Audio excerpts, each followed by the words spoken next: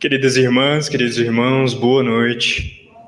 O amor e a paz da parte de Deus, nosso Pai, de nosso Senhor Jesus Cristo. É uma alegria podermos participar desse momento de congraçamento, de celebração, em que sentimos, ao direcionarmos a nossa atenção de maneira mais detida ao Cristo de Deus, o investimento amoroso que toda a espiritualidade faz em nossas existências. Pelo que registramos aqui, a nossa gratidão ao Movimento Espírita de Bom Jesus da Lapa, pela acolhida gentil, pelo convite e o espaço para podermos fazer esse exercício que tem sido dos que mais alegram o nosso coração, de partilha do pão da vida, de partilha da mensagem imorredora e sagrada de Jesus, nosso Senhor. Já foi apresentado aqui um trailer com várias cenas da nossa conversa da noite, porque esta é a questão central a qual iremos comentar nessa noite. Mas nós gostaríamos, para iniciarmos as nossas reflexões, de voltarmos lá ao texto que está registrado em Gênesis, capítulo 1, versículo 27, onde nós lemos: fez Deus o homem e a mulher à sua imagem e semelhança. Ao longo dos séculos, em diferentes escolas religiosas, temos feito uma interpretação um tanto quanto superficial dessa fala e criado uma imagem de um Deus antropomórfico. Nas palavras de Freud, fazemos ou fizemos Deus à nossa imagem e semelhança. O pai da psicanálise abordará isso no livro, aliás, em um de seus textos clássicos, Moisés e o Monoteísmo, falando sobre esse movimento natural da alma humana em projetar sobre o divino, sobre o sagrado, características que são humanas. E aí, então, nós fizemos um Deus que é ciumento, um Deus zeloso, um Deus caprichoso, um Deus vingativo, um Deus punitivo. E, de fato, esse Deus, ele se assenta em uma interpretação literal da Bíblia, especialmente do Antigo Testamento. Se nós voltarmos ao livro de Êxodo, por exemplo, nós encontraremos um registro de Moisés falando exatamente isso. Pois eu sou um Deus zeloso que pune os pecados do pai em seus filhos na 3ª até a 4ª geração. Esse tipo de escrita, se interpretada desconsiderando-se o contexto, especialmente o caráter simbólico dela, dá vazão exatamente a fazermos esse exercício que Freud chama a atenção, de caracterizarmos Deus à nossa imagem e semelhança, desconsiderando ou olvidando, por exemplo, que o texto, na verdade, grafa, fez Deus, homem e mulher, à sua imagem e semelhança. Então, o parâmetro, a referência, é o divino. A referência está no sagrado. De modo que Kardec, em algumas questões de O Livro dos Espíritos, irá nos facilitar o entendimento disso. Na questão de número 1, conhecida de todos nós, inclusive, e é só uma provocação, por favor, me ouçam com cuidado. É interessante que a maioria de nós conhecemos a primeira questão de O Livro dos Espíritos, mas não conhecemos a de número 1019 ou 1018, a depender da tradução.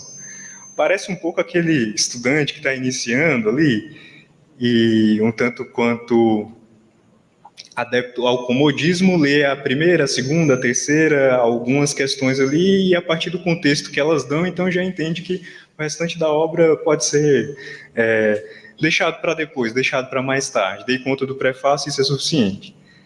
Kardec, que é só uma provocação, não é para ser lido. Kardec é para ser estudado. Kardec é para ser estudado. Questão de número 1. Que é Deus? Pergunta o codificador. Resposta que nos foi dada pela Pleiade de O Consolador Prometido. Deus é a inteligência suprema, causa primária de todas as coisas, isto é, causa incausável ou causa causal de todas as coisas. Vejamos os detalhes. Se Deus é a inteligência suprema, é porque existem inteligências supremadas. De contrário, ele não seria inteligência suprema, seria inteligência única. Isso Kardec explorará melhor na questão de número 46 de O Livro dos Espíritos, quando ele irá indagar o que se pode entender por espírito, ou o que se pode entender por seres espirituais. Me parece que é esse o registro que está na tradução de Guillaume. Interessante que Kardec grafa na questão de número 46 a palavra espíritos com E maiúsculo, porque aí agora já é substantivo próprio, refere-se o codificador exatamente ao princípio inteligente do universo individualizado, isto é, ao ser humano. Resposta dada pelos espíritos: são os seres inteligentes da criação. Vejamos a conexão entre essas duas respostas. A mesma característica é utilizada para identificar tanto o Criador como a criatura, evidenciando para a gente que há uma relação de hierarquia entre eles, que inclusive temos por modelo o próprio madeiro que Jesus escolhe lá naquele momento supremo de renúncia e sacrifício para deixar-nos ali também, simbolicamente, uma lição valiosa.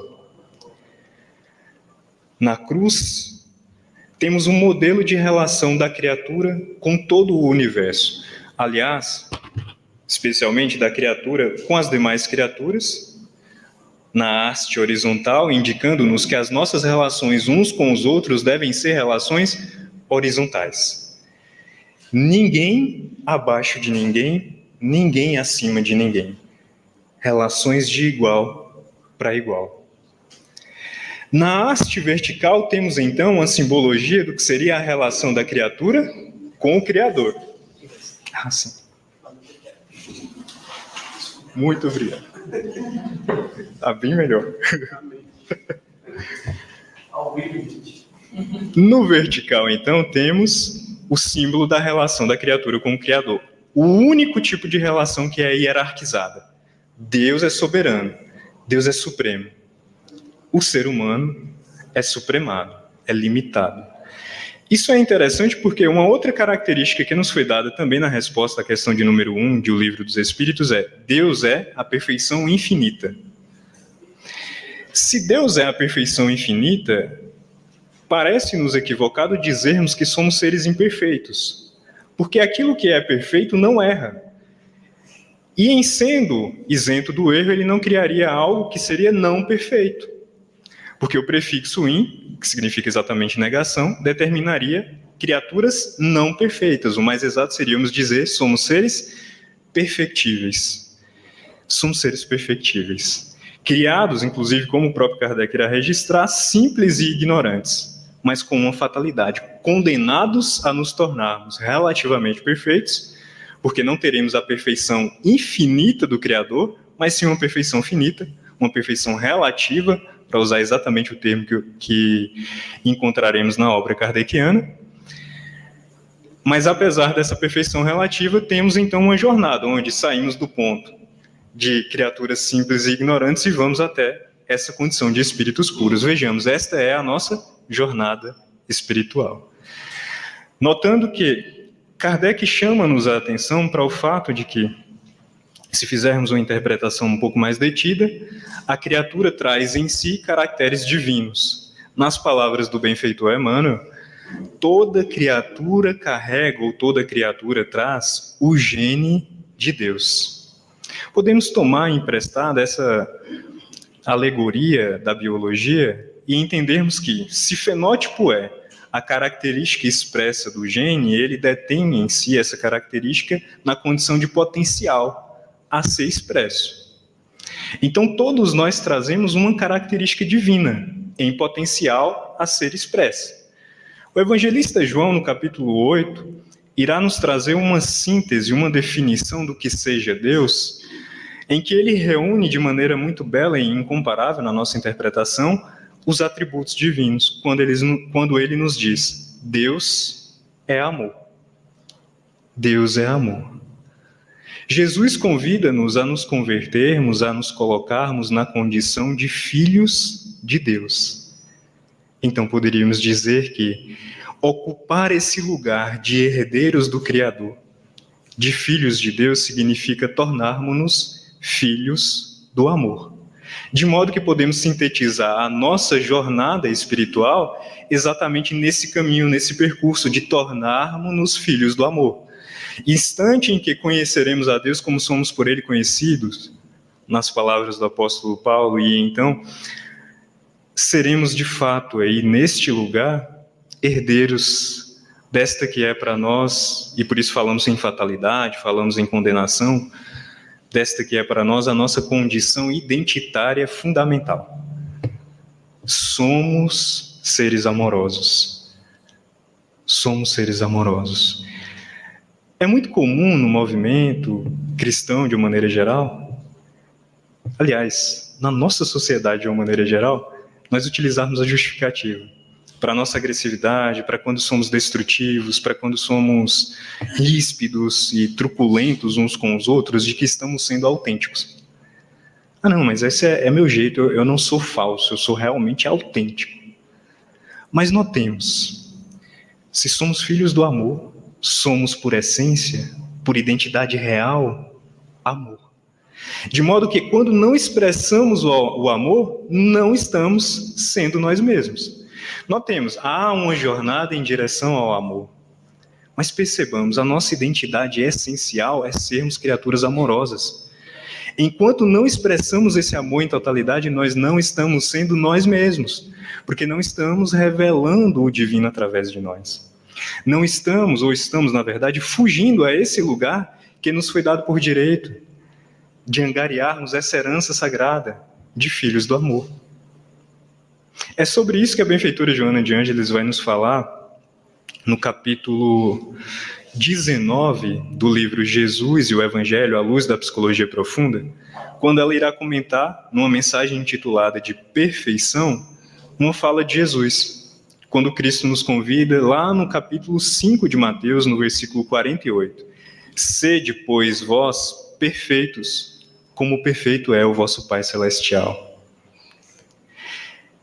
Esse convite de Jesus, notemos, é muito importante destacarmos. Há uma hierarquia de perfeição. Jamais a criatura se igualará ao Criador. Porque, de contrário, Deus perderia o seu lugar de inteligência suprema, de perfeição infinita. No entanto, há uma perfeição relativa à qual nós estamos destinados e que precisamos construir em nosso íntimo.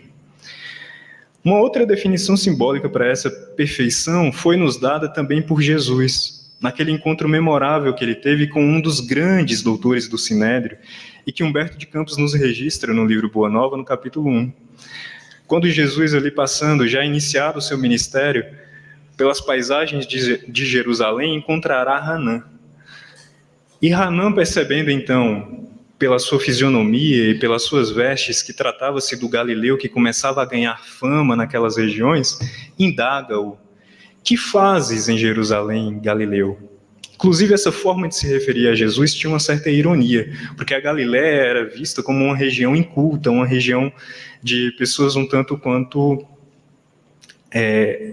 ignorantes, para utilizarmos um eufemismo. Jesus, de maneira serena, dá uma resposta a Hanã muito notável. Diz o Cristo: venho apresentar ou revelar ao mundo o reino de Deus. Venho apresentar ou revelar ao mundo o reino de Deus. E Hanã, então, constrangido certamente, inquere-o: que pensas tu ser isto o reino de Deus? E Jesus, então, dá uma resposta para nós que representa exatamente a que ele nos convida quando ele nos faz essa exortação: sede perfeitos como perfeito é o vosso Pai Celestial. O reino de Deus é a obra divina no coração dos homens. O reino de Deus é a obra divina no coração dos homens. Que obra é esta, senão o amor a esprair-se e a se revelar através do homem? Notemos então que a resposta, ou que a pergunta que Kardec irá fazer em O Livro dos Espíritos, e que iremos explorar um tanto essa noite, ela diz respeito exatamente a essa tarefa que temos, o que somos convidados, e que Joana de Ângeles explorará de maneira tão bela ao longo de sua série psicológica. Ela resume esse processo, que poderíamos ter como símbolo exatamente da jornada espiritual, em algumas etapas. Ela dirá: a criatura humana reencarnada na Terra tem por finalidade ou por desafio maior e inadiável o autodescobrimento. Mas é interessante que, por vezes, a gente para aí, né? No autodescobrimento, talvez como se ele fosse um fim em si mesmo, o autoconhecer-se. Mas Joana diz-nos, há etapas seguintes. É preciso se autoconhecer para nesse movimento de se autodescobrindo, se autotransformar. Para que se autotransformando, a criatura então consiga se autoiluminar. O nosso processo de iluminação íntima, então, consiste exatamente em elevarmos os sentimentos para que o amor ilumine a nossa alma. Kardec, mais uma vez, livro A Gênese, não me recordo exatamente o capítulo, mas ele vai trazer-nos uma reflexão muito valiosa quando ele nos diz, falando Kardec acerca daquela que era a condição da humanidade ali na Idade Moderna, por volta do século XIX, XVIII, onde já havíamos avançado em muito no desenvolvimento e no progresso material e intelectual, e Kardec reconhece isso e diz, é notável que já tenhamos construído o bem-estar material. Os avanços tecnológicos, os avanços da medicina, os avanços das engenharias, que permitem, né, o aperfeiçoamento das infraestruturas que garantem-nos segurança, garantem-nos conforto. No entanto, é lamentável que ainda não tenhamos conseguido o bem-estar moral, porque a fraternidade, a caridade, a união, a unificação, vejamos como é um grande desafio para nós espíritas, isto ainda não está realizado. E aí continua o codificador dizendo-nos o que é uma provocação muito valiosa para nós espíritas. O homem, na atualidade, já não mais necessita apenas de desenvolver o intelecto, mas sim de elevar os sentimentos. Emmanuel irá comentar isso, dizendo-nos, não exatamente essa mensagem, mas um comentário que está em sintonia com ela, quando ele nos fala: nas fileiras espíritas muito temos comentado acerca da fé raciocinada, mas talvez seja muito importante começarmos a falar sobre uma razão iluminada, porque muito intelecto pode significar treva. Se, na verdade, esse desenvolvimento da inteligência não vier acompanhado da elevação dos sentimentos.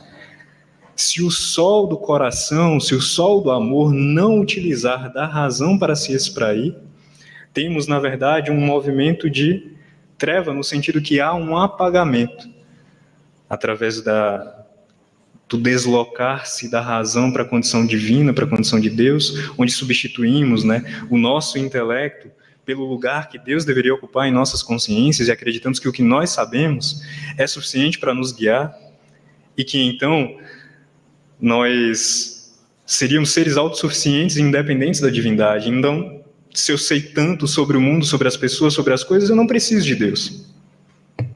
Eu não preciso de Deus. E vejamos que esse é um movimento profundamente triste, tal como aquele movimento que faz o filho na parábola do filho pródigo, que toma a sua herança e recusa o seu lugar de filho. Porque ao tomar a sua herança, ele está fazendo uma ofensa ao pai, não é objeto das nossas reflexões essa noite, então nós não vamos nos ater a todas as lições valiosas que estão ali naquela parábola. Mas gostaríamos de destacar apenas algumas. Quando o filho pede a herança ao pai, na comunidade judaica, naquela cultura, isso era tido como uma grave ofensa. O que se esperava era que aquele filho agora fosse levado a julgamento em meio à comunidade e fosse apedrejado. Porque quando ele diz, pai, eu quero a minha parte na herança, é como se ele estivesse dizendo, pai, eu quero que tu morras, porque a herança só poderia ser dada depois que o pai estivesse morto. Tanto que para um judeu, a parábola que Jesus conta é extremamente escandalosa. É extremamente escandalosa. Jesus foi, com aquele jeito galileu, profundamente amoroso de ser, extremamente provocativo com essa parábola. A postura do pai, ela é incompreensível para um judeu ortodoxo, que não apenas dá a herança, mas quando esse filho vai ao mundo e gasta toda ela, ao retornar em casa é recebido pelo pai, de maneira muito amorosa. E nós temos qual é a postura do pai nessa parábola, que não aguarda o filho que o vê à distância, mas aquele filho perdido que se aproxima, o próprio pai toma por iniciativa ir ao seu encontro. E aí chama-nos a atenção, já para encerrarmos o comentário acerca dessa parábola, que nesse encontro, logo após o filho dizer, pai, pequei contra o céu, pequei contra ti, não sou digno de ser chamado de seu filho. No entanto, aceita-me, peço, na condição de simples servo. Rubem Alves, parafraseando o texto bíblico, irá dizer que nesse momento, muito possivelmente, aquele pai abraçou o filho e disse a ele: Filho, eu não contabilizo créditos, eu não contabilizo débitos, tu és o meu filho, eu o amo. Para falar do amor divino como esse amor dado de graça, esse amor gratuito. Esse amor que não está apto ou disposto para negociação, não é possível barganharmos com Deus, nada que fizermos fará com que Deus nos ame mais. Nada que fizermos também fará com que Deus nos ame menos, porque o amor divino é dado de maneira gratuita e sempre vale para todas as criaturas um denário. O divino não privilegia ninguém, dá-nos a todos uma mesma cota do seu divino amor. Mas vejamos que é interessante o que o pai faz com o filho, logo em seguida põe um anel em seu dedo e cobre-o com um manto. Isso significa, dentro daquela cultura, que ele devolve ao filho a identidade de filho. Na nossa jornada espiritual, buscamos exatamente este lugar de retomarmos para nós essa condição de filhos do amor, de filhos divinos. Contamos, portanto, com a divindade se movimentando ao nosso encontro em todos os instantes. Deus, através de Jesus, dos benfeitores espirituais, parece-nos muitas vezes tal como aquela pessoa, aquele amigo que está tentando forçar a amizade. E a gente está ali, não quero graça, eu não quero, sai, se afasta. Mas ele está ali junto, insistentemente investindo em nossas existências de maneira amorosa. Tal como esse paizinho que vai ao encontro, não aguarda. E aí, Tim e Vanessa expressam isso de maneira muito bela através da música. Nenhuma criatura conseguirá se apartar do amor divino. Nenhuma das ovelhas que o Pai me confiastes, Jesus, ficará permanentemente apartada do aprisco celeste, apartada do amor de Deus. É uma boa notícia e então nós somos provocados e levados exatamente a nos indagar.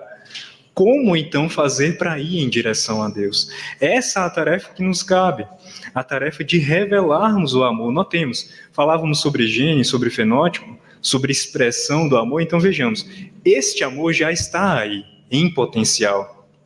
Lembramos, por exemplo, do que disse o grande artista renascentista Michelangelo, quando falava, ou quando respondia, indagado acerca de como ele conseguira realizar obras tão magníficas, de uma perfeição e de um realismo tão encantador. E ele diz que quando olha para o mármore, ele já via a obra lá dentro. O seu trabalho era apenas de ir desbastando, tirando os excessos, para que a obra que já existia pudesse ser revelada. Assim também nós, nas palavras de Khalil Gibran, inclusive, o amor ele não precisa de um esforço para construí-lo, ele carece apenas que nós possamos desvelar, retirar os véus do nosso orgulho, do nosso egoísmo, das nossas imperfeições, para que ele então possa se expressar. Tal como um sol que, depois de descortinar-se, pode penetrar, então, atravessar então uma janela, uma porta.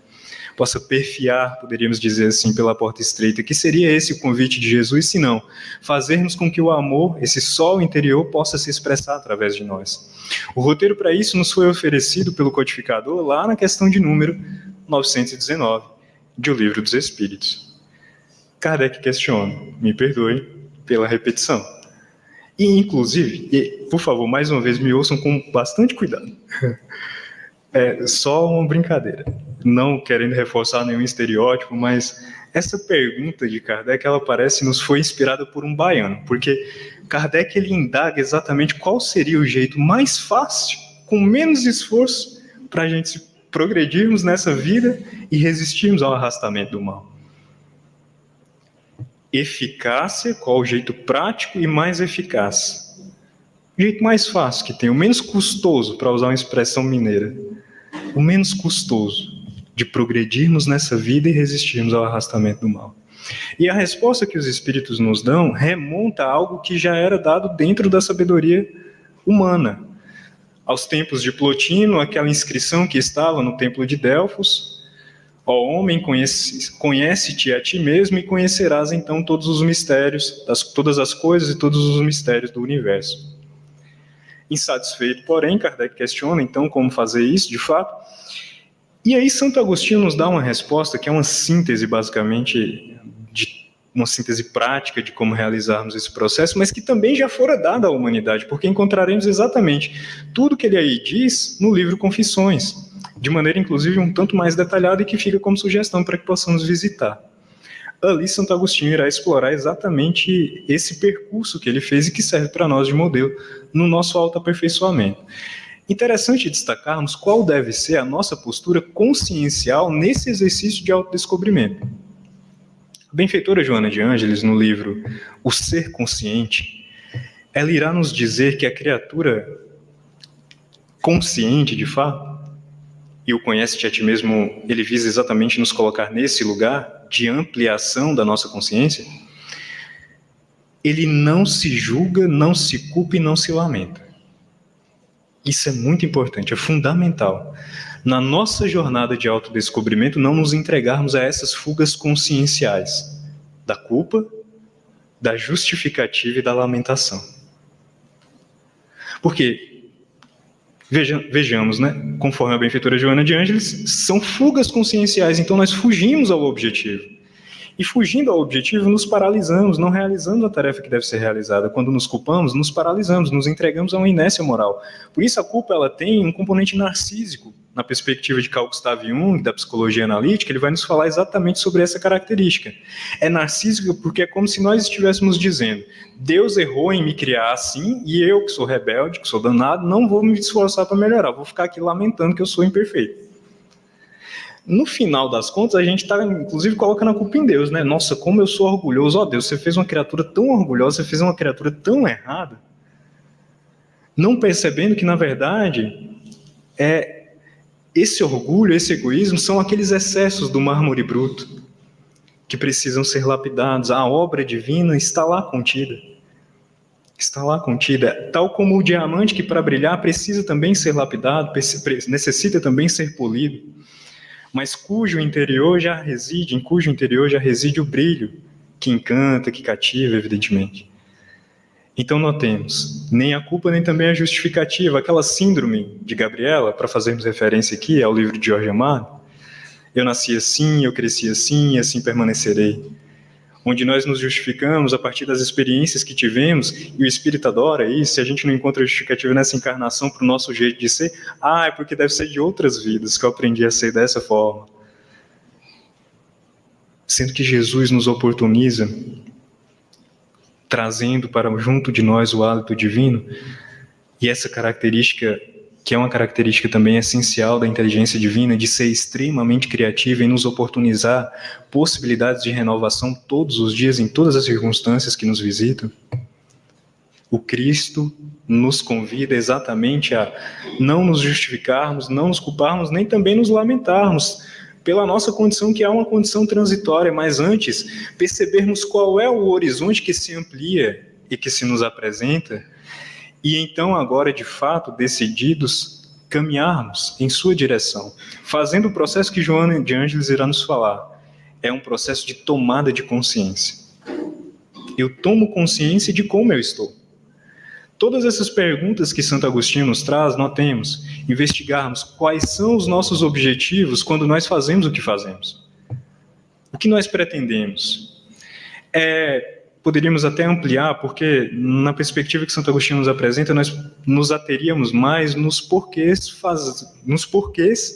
de fazermos o que fazemos. E poderíamos começar a pensar também no para que fazemos o que fazemos.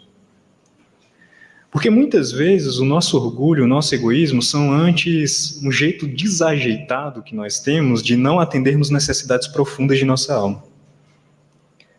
Vejamos como muitas vezes esse orgulho que guarda em si também uma certa dose de autodesconhecimento da criatura em relação a si mesmo, porque aquele que conhece-se, tendo consciência das suas sombras, das suas muitas necessidades evolutivas, ele não irá desejar colocar-se acima de ninguém, porque consciente de que o seu valor, vejamos, o amor divino não está dado a barganha, não é negociável.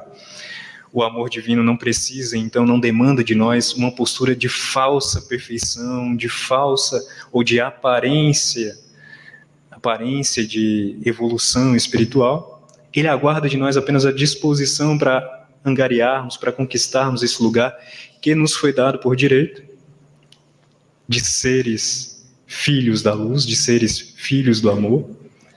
Então, a criatura consciente, ela não precisa barganhar, ela não precisa negociar com o divino. E em não necessitando negociar com o divino, ela entende que mesmo com as características que nós temos na atualidade, somos amados por Deus. Então, o trabalho de autoaceitação, de autocompaixão, torna-se muito mais possível, muito mais factível. E assim a criatura, oferecendo-se, tratando-se de maneira respeitosa, gentil, ela consegue abrir espaço em seu coração para também oferecer gentileza, oferecer respeito, oferecer compaixão com o outro.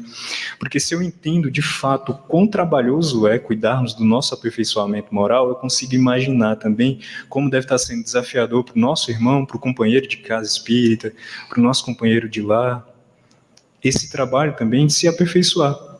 Torna-se muito mais possível o convívio. Há uma última cena que nós gostaríamos de lembrar. O míope não enxerga o relógio lá, então eu não sei exatamente como estamos de tempo, mas eu acho que está tudo dentro do possível. Uma última cena que ilustra isso para nós de maneira muito bela também é aquele encontro de Jesus com aquela mulher que fora pega em adultério. Recordemos, possivelmente ela já trazia em seu corpo as marcas daquelas mãos violentas, agressivas. Talvez tinha até os cabelos desgrenhados, é lançada aos pés de um rabino que ela não conhecia ainda. Então imaginemos que ao olhar para o chão, talvez já chorosa, com o coração contrito, apertado, a garganta seca, ela aguardava apenas a condenação, que lhe ceifaria a vida.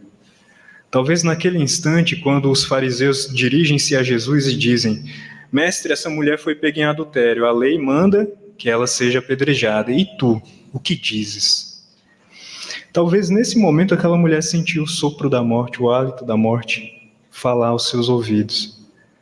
E para sua surpresa, o que se escuta na verdade é o silêncio. O texto de Lucas, me parece, traz o contexto dizendo-nos que Jesus escrevia na areia. Possivelmente, uma interpretação que é justa e que é coerente é que o Cristo escrevia ali as imperfeições daqueles homens. E muitas vezes, quando analisamos essa cena, nós nos fixamos na figura da mulher, na relação dela com Jesus. E, de fato, nesta relação tem lições valiosas para nós. Mas notemos que há aí uma relação também que se destaca, que é a de Jesus com aqueles homens. Porque, nas palavras da benfeitora Joana de Ângeles, talvez esta tenha sido a primeira psicoterapia de grupo da história da humanidade. E ali, aqueles homens, pela primeira vez, puderam entender que eles não precisavam lançar pedras nem contra os outros, nem também contra eles mesmos.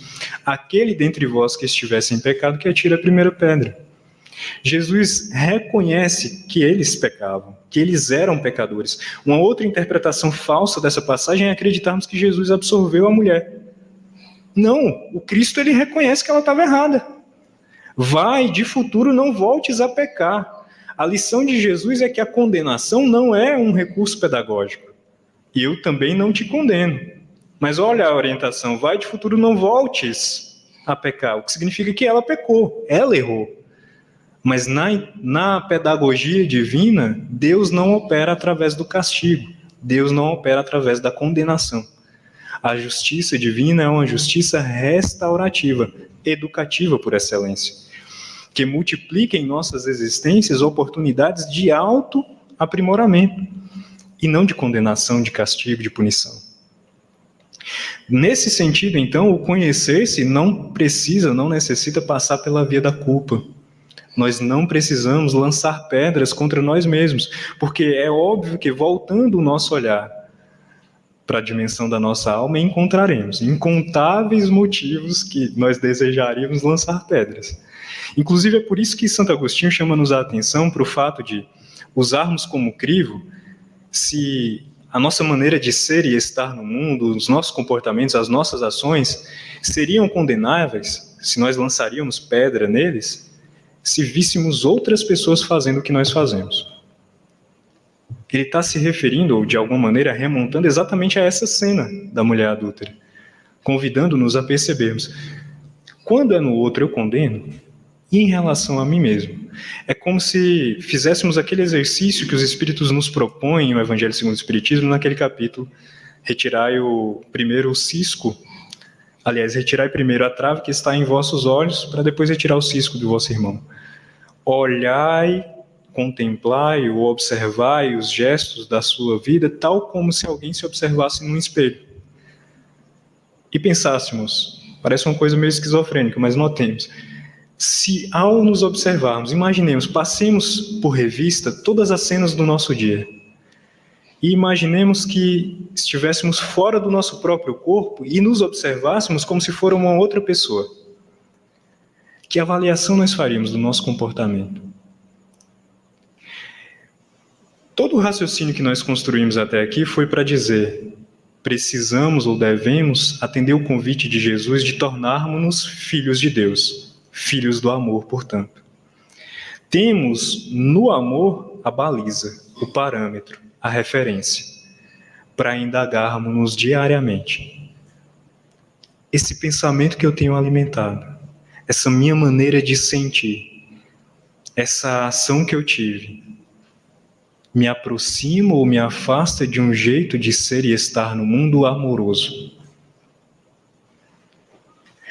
Ou talvez poderíamos até dar um passo além e, observando a nossa maneira de agir, de nos movimentarmos no nosso dia a dia, começarmos a nos questionar: ok, em uma situação semelhante a essa, em que eu agi dessa maneira, como eu poderia agir para me aproximar de uma maneira amorosa de ser? Como eu poderia me comportar para expressar melhor o amor que aqui dentro está? Jesus diz-nos, Emmanuel, e isso de certa forma sintetiza muito bem a vida do Cristo: ao vir ao mundo na condição de espírito puro que se apequenou para se fazer humano junto a cada um de nós, gastou-se para que a luz existisse, tal como a vela consome-se para que a luz possa existir. Entendermos que nesse processo de nos aproximarmos de um modo de ser e estar mais amoroso no mundo, implicará em renúncia e sacrifício. Mas por isso é tão essencial e necessário que nós entendamos o propósito, entendamos qual é a meta, entendamos quais são os motivos para caminharmos nessa direção, porque só então fará sentido o sacrifício e a renúncia a que formos convidados. Sejam vós perfeitos, como perfeito é o vosso Pai Celestial.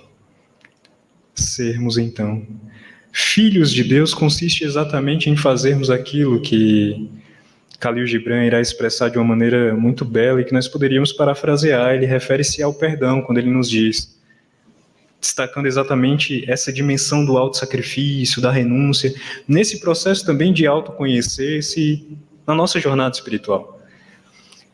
Diz-nos Khalil Gibran: o perdão é o perfume que as flores exalam ao serem pisadas.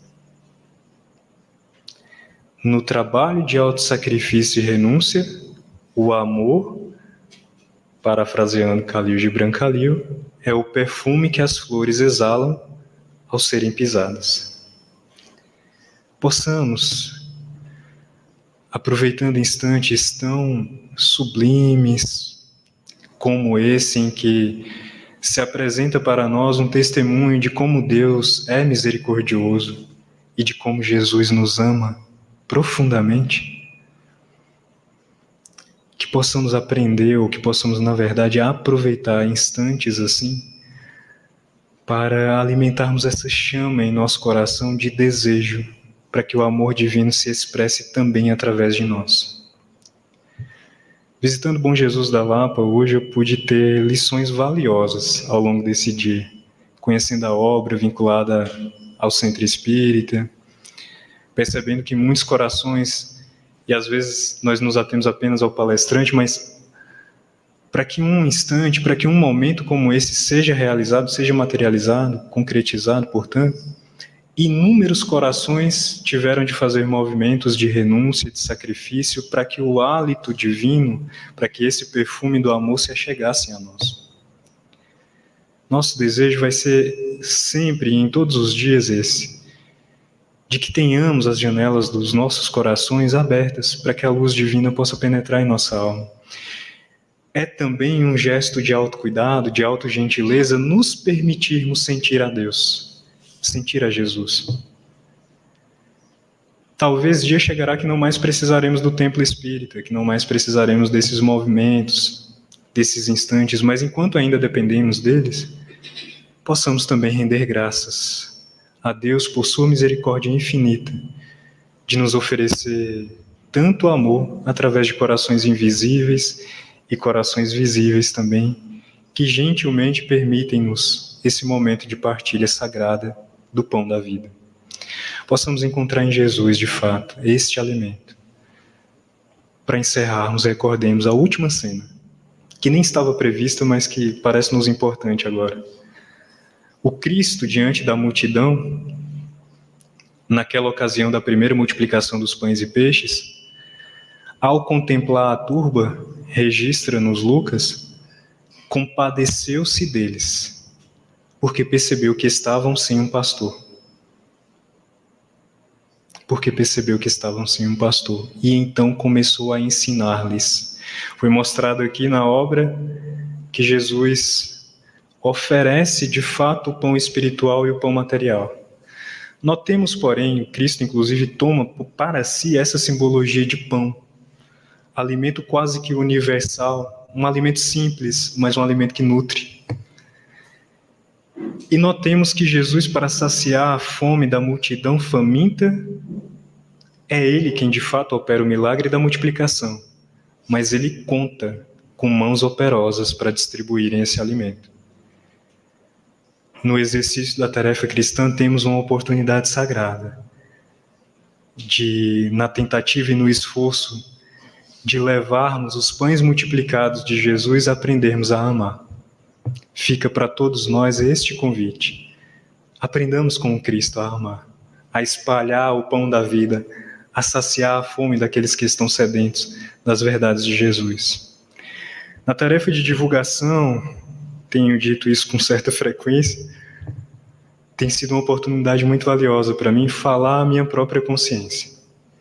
Hoje não foi diferente. Eu falei mais uma vez para mim mesmo, mas eu espero de coração que essas migalhas aqui compartilhadas possam de alguma maneira terem servido também para saciar um pouquinho da fome que sentimos do amor divino. Pela atenção de cada um, pela indulgência, paciência com as nossas dificuldades, nossa mais sincera gratidão e o desejo de que o Cristo de Deus, Jesus soberano, abençoe-nos a todos. Muita paz.